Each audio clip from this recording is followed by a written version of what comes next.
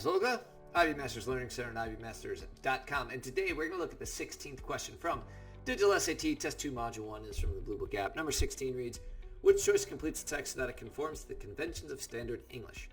When you see that question, I recommend that you look at your answer choices because you can anticipate what the question's testing for, and even in some cases what the answer might be. What do I mean by that?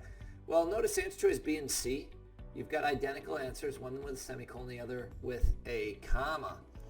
So typically, if there is an independent clause before and after, then you need to choose answer choice B because a semicolon combines two independent clauses. There's another use for a semicolon that's not tested as often on SAT. That's not a discussion for today's video. If a comma is combining two independent clauses and it does not have a conjunction, a fanboy, or a SWABI, then that's called a comma splice. It's a type of run-on sentence. You cannot have an independent clause before and after the comma unless you have a coordinating or subordinating conjunction. So as soon as I see those two answer choices, and now what am I anticipating? Well, later cannot combine two independent clauses either. So I'm going to put my money on answer choice B without even reading the sentence. But what I got to do is I got to read it up to and including sampler, see if that could be its own sentence. Read after sampler, see if that could be its own sentence. If so, then the answer is B.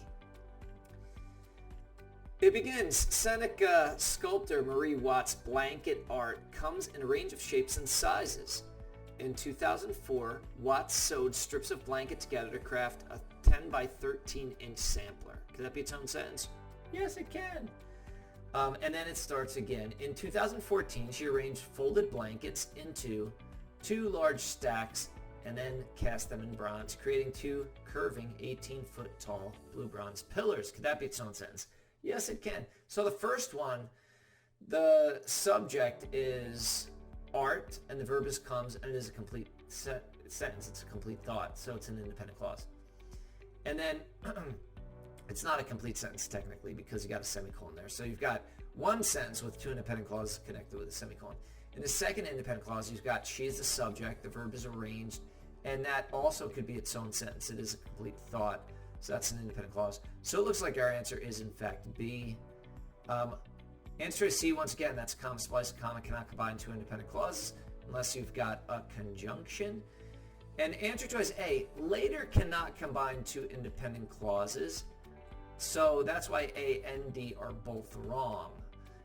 If you would pause before and after later, so I guess D may be like a little bit better than A, but wrong is wrong, you know what I'm saying? All right.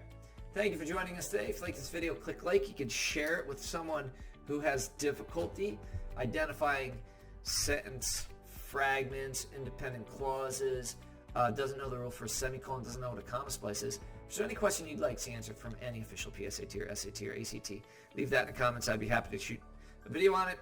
Smash that subscribe button and check out our 1-minute video on TikTok. Have a great day.